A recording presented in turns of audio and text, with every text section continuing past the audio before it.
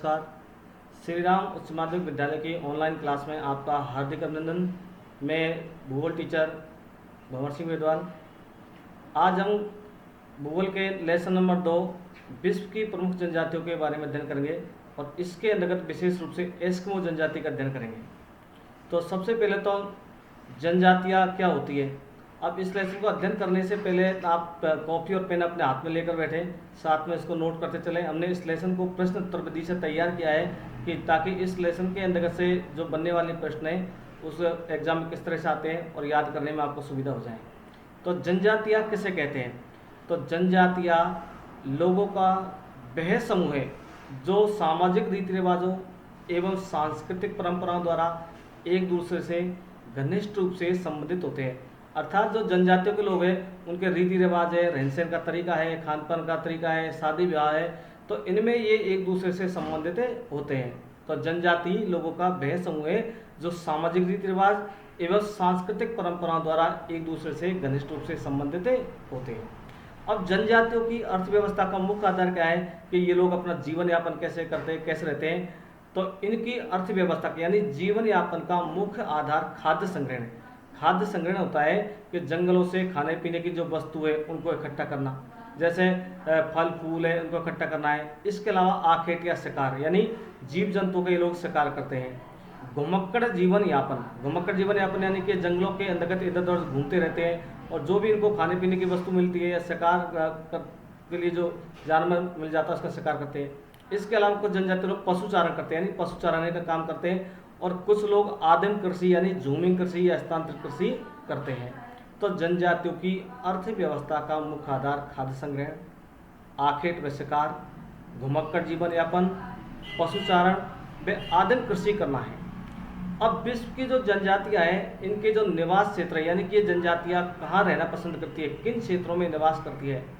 तो जनजातियां मुख्य रूप से शीत प्रदेश यानी कि जो उत्तरी ध्रुव दक्षिण ध्रुव का जो क्षेत्र है शीत प्रदेश, घने जंगल जैसे अफ्रीका के जो जंगल है इनमें, उष्ण में शुष्क मरुस्थल, घास के मैदान, पहाड़ी क्षेत्र, अत्यधिक वर्षा वाले क्षेत्रों में निवास करते हैं।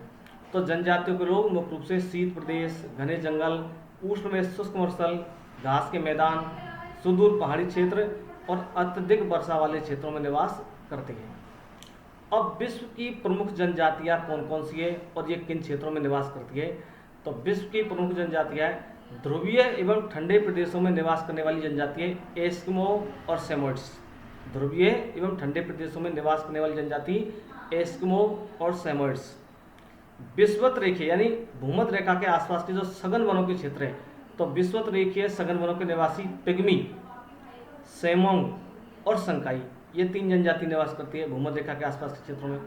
इसके अलावा उष्ण में शुष्क कालहारी मरुस्थल, कालहारी मरुस्थल है अफ्रीका के क्षेत्र में पाया जाता है, अफ्रीका महाद्वीप में। तो इसे अफ्रीका महाद्वीप के कालहारी मरुस्थल में निवास करती है बुशमैन जनजाति।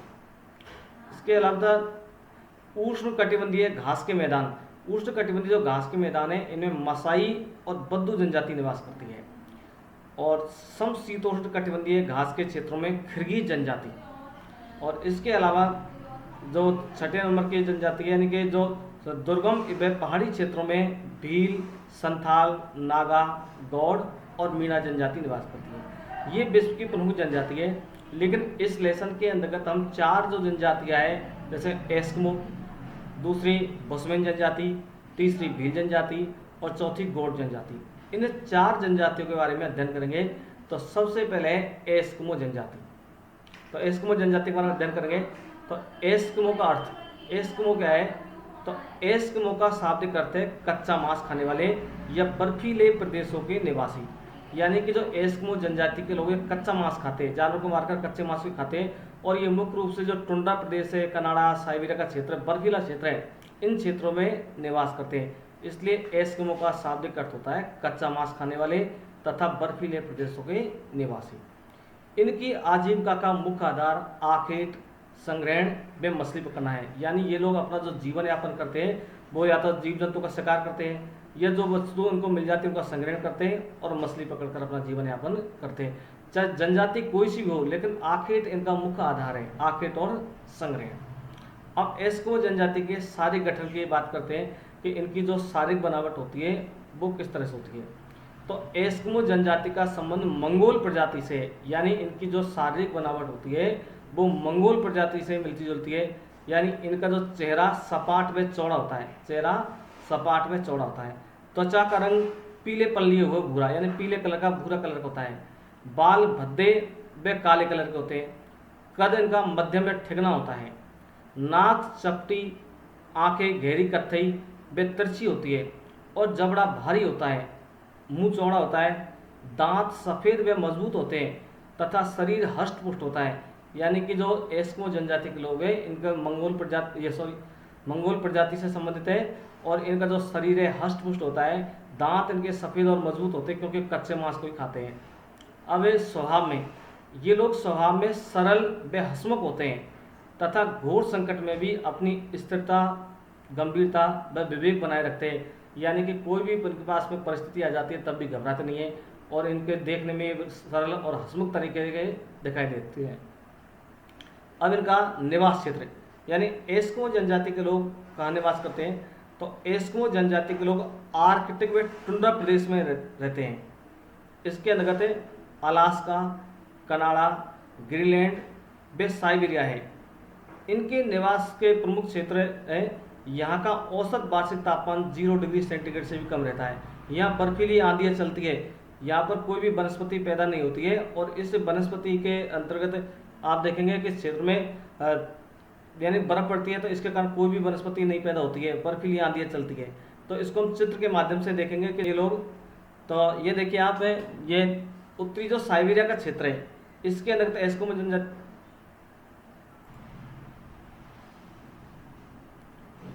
तो एस्किमो जनजाति के जो निवास क्षेत्र है अलास्का, कनाडा और साइबेरिया। ये देखिए आप जो ग्रीनलैंड है, ग्रीनलैंड के जो नीचे के क्षेत्र है इन क्षेत्रों के अंतर्गत ये एस्किमो जनजाति निवास करती है। अलास्का का क्षेत्र है, इस क्षेत्रों में तो विशेष रूप से ये जनजाति ध्रुवीय एवं ठंडे प्रदेशों में निवास करती है। हाँ, तो एस्किमो जनजाति को और इनके अलावा किन किन नामों से जाना जाता है, इनके नाम देखिए एस्किमो जनजाति के स्कैंडिनेविया में इनको लेप्स कहते हैं और उत्तरी अमेरिका व साइबेरिया में इनको चकची, याकूत, सेमोइड्स, बेतुंग इन नामों से जाना जाता है। तो ये इनके अन्य नाम है एस्किमो जनजाति के।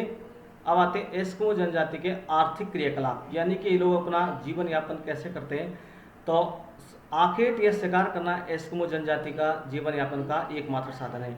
यानी कि ये लोग अपना जीवन यापन आखेट या शिकार के द्वारा ही करते हैं।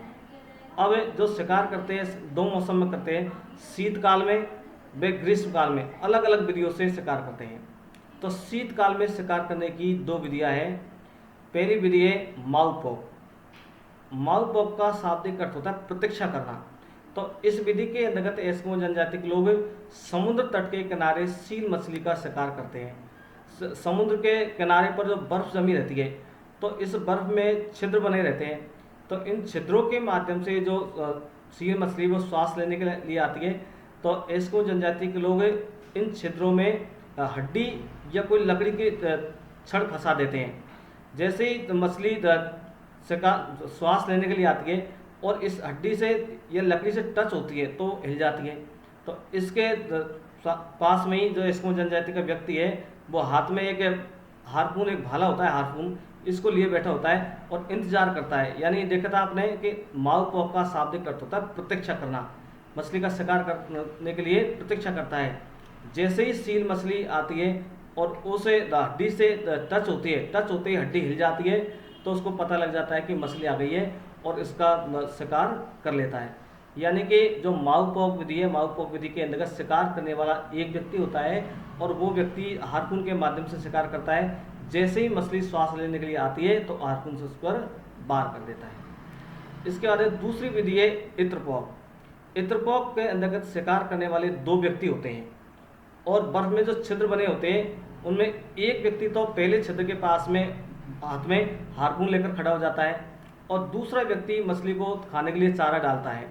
जैसे ही चारा डालकर ध्यान भटकाता है और मछली उस चारे को खाने के लिए आती है तो जो वो व्यक्ति पहले व्यक्ति को इशारा कर देता है कि मछली आ चुकी है और इशारा करते ही जो पहला वाला व्यक्ति है वो हार्पून से वार कर देता है। यानी इत्रपॉक विधि के अंतर्गत शिकार करने वाले दो व्यक्ति होते हैं। तो ये शीतकाल में शिकार करने की विधि थी इत्रपोक और माऊपोक। इत्रपोक में एक व्यक्ति होता है शिकार करने वाला, माऊपोक में शिकार करने वाला एक व्यक्ति होता है और इत्रपोक में 2 व्यक्ति होते हैं। अब है बसंत काल में आखेट की विधि। तो बसंत काल के अंतर्गत शिकार करने की विधि को कहते हैं उतोप। इस विधि में के अंतर्गत जो सील मछली होती है वो श्वास लेने के लिए समुद्र के किनारे धूप सेकने के लिए आ जाती है और एस्किमो लोग शिकारी कुत्ते की मदद से इनका शिकार करते हैं। और कैरिवो वे रेंडियर का शिकार या चिड़िया, खरगोश, बतख, चिड़िया का शिकार भाला फेंक कर ये शिकार करते हैं। तो ये थी एस्किमो जनजाति के शिकार करने की विधि। इसके अंतर्गत एक महिला, देखिए आप चित्र के माध्यम से, जो हाथ में हारपून लिए हुए और शिकार कर रही है भाला फेंक कर। ये एस्किमो जनजाति का व्यक्ति है और इसके हाथ में ये हारपून है। हारपून एक भालानुमा होता है जिसमें रस्सी बंधी होती है और ये नाव है कयाक, जिसके माध्यम से ये शिकार कर रहा है, यानी कि जो भाला फेंकर इसमें शिकार किया जाता है।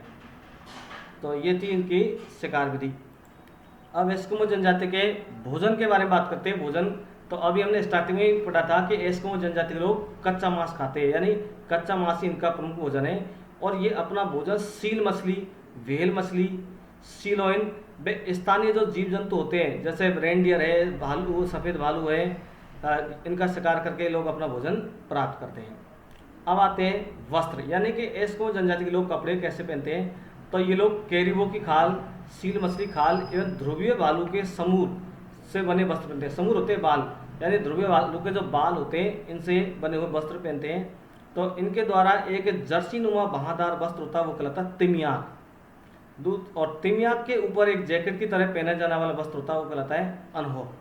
और ये लोग सील मछली की खाल के बने जूते पहनते हैं, तो इनके जूते कहलाते हैं कार्मिकिया, मुकलुक्स कहलाते हैं। और स्त्री और पुरुष समान रूप से वस्त्र पहनते हैं, यानी एक जैसे इनके कपड़े होते हैं। और कपड़े बनाने का कार्य महिलाएं करती है, जैसे आपको चित्र में दिखाया गया है। एक महिला है जो कपड़ा बना रही है मछली के खाल से। तो इस चित्र में देखिए आप, ये एस्किमो जनजाति की महिला है जो कपड़े बनाने का काम कर रही है। और ये कपड़े जो सील मछली की खाल है या जो ध्रुवीय भालू के जो समूर है, इनसे ये कपड़े बनाने का कार्य करती है। तो इसमें महिला और पुरुष दोनों समान रूप से वस्त्र पहनते हैं, लेकिन इनमें कपड़े बनाने का कार्य महिलाएं करती हैं। अब देखिए एस्किमो जनजाति के निवास क्षेत्र यानी घर। इनके घर 2 तरह के घर होते हैं। एक तो इनके घर बर्फ व हड्डियों के बने होते हैं, बर्फ, हड्डी तथा खालों के बने होते हैं। और 2 तरह के होते हैं। एक तो क्या होता है कि ये लोग बर्फ का घर बनाते हैं। जो बर्फ का बना हुआ घर है इसको कहते हैं इग्लू। इग्लू 5-6 फीट भूमिगत होता है तथा 2-3 फुट जमीन के ऊपर होता है, जिसमें लेट कर प्रवेश किया जाता है। और इस तथा लकड़ी और व्हेल मछली के जो बने हुए घर है वो कहलाते हैं कर्मक। जो ग्रीष्म काल में ये लोग अस्थायी तंबू बनाकर रहते हैं। तो हम चित्र के माध्यम से देखिए, चित्र में देखिए इनके जो घर होते हैं एस्किमो जनजाति के। तो एस्किमो जनजाति के घर देखिए, ये है इग्लू। ये बर्फ की जो सिल्लियाँ है इनसे इनको मंडकर बनाया जाता है। ये अर्धचंद्राकार घर होता है। ये 5-6 फुट तो जमीन के अंदर होता है और 2-3 फुट जमीन से ऊपर होता है। इसके अंदर सील मछली की जो खाल होती है उसको मंडिया जाता है और सील मछली की चर्बी को अंदर जलाते हैं लोग, जैसे इसमें गर्मी बनी रहे। और इसका एक छोटा सा दरवाज़ा दिख रहा है, इस दरवाजे से ये लोग लेट कर प्रवेश करते हैं इसमें अंदर। तो ये जो बर्फ़ का घर बना होता है वो कहलाता है इग्लू। और कुछ क्षेत्र ऐसे होते हैं कि जहाँ पर शिकार करने के लिए जाते हैं तो ये लोग अपना अस्थायी झोंपड़ी बना लेते हैं सील मछली की खाल की, या जो घास फूस सी आपको दिख रही है हड्डियों की, ये बना लेते हैं। तो जो अस्थायी जो घर दिख रहा है ये कहलाता है कर्मक। तो एस्किमो जनजाति के द्वारा 2 तरह के घर बनाए जाते हैं। बर्फ का जो घर होता है वो तो कहलाता है इग्लू, और जो सील मछली की खाल है, व्हेल मछली की हड्डियाँ है, लकड़ी है, इनके द्वारा जो बनाया गया घर है वो कहलाता है कर्मक। अब एस्किमो जनजाति के काम में लिए जाने वाले यंत्र व उपकरण, किस तरह के उपकरण ये लोग काम में लेते हैं। सबसे पहले है कयाक। कयाक एक चमड़े की बनी नाव होती है जिसकी लंबाई 5 मीटर होती है तथा चौड़ाई 1.5 मीटर होती है, जो शिकार में काम में लेते हैं। और अगली है उमियाक, ये इससे भी बड़ी नाव होती है जो व्हेल मछली के शिकार के काम में ली जाती है। इसके बाद है तीसरा उपकरण है हारपून। हारपून अभी आपने देखा था, जो महिला है वो हाथ में ले रखी है उसमें हथियार को, और एक भालेनुमा होता है जिसमें रस्सी बंधी होती है। इसकी लंबाई लगभग 1.5 मीटर होती है, 1.5 मीटर का लेना इसको, और ये रस्सी से बंधा होता है। अगला है स्लेज गाड़ी। ये स्लेज गाड़ी बर्फ पर चलने वाली बिना पहिए की गाड़ी होती है, जिसको कुत्ते या रेंडियर खींचते हैं। स्लेज गाड़ी का चित्र देखिए आप किस तरह की होती है इसको। तो ये एस्किमो जनजाति के द्वारा काम में ली जाने वाली ये स्लेज गाड़ी है, जिसमें बिना पहिए की गाड़ी होती है और इसको कुत्ते या रेंडियर खींचते हैं, या रेंडियर खींचते दिखाई देते हैं और ये गाड़ी बर्फ में फिसलती है। इसके माध्यम से ये लोग यात्रा करते हैं। तो ये थे एस्किमो जनजाति द्वारा काम में लिए जाने वाले उपकरण। एस्किमो जनजाति की समाज में संस्कृति, तो ये लोग छोटे छोटे समूह में रहते हैं, यानी इनके अलग अलग से कुल बने होते हैं, उनमें रहते हैं तथा घुमक्कड़ व आदिम ढंग से जीवन जीते हैं। ये लोग शिकार की तलाश में इधर उधर घूमते हैं। इनमें बहुपत्नी प्रथा पाई जाती है, एक व्यक्ति एक से अधिक पत्नी रख सकता है और इसके अंतर्गत बहुपति प्रथा भी पाई जाती है, यानी एस्किमो जनजाति के जो महिलाएं होती है वो एक से अधिक पति रख सकती है। ये लोग जादू टोनों में विश्वास करते हैं। इनके द्वारा बोली जाने वाली भाषा एलुट भाषा है तथा कठोर व शीत ऋतु में जब भोजन की कमी आ जाती है तो बुजुर्ग लोग आत्महत्या कर लेते हैं, क्योंकि ये लोग शिकार करने में सक्षम नहीं होते हैं।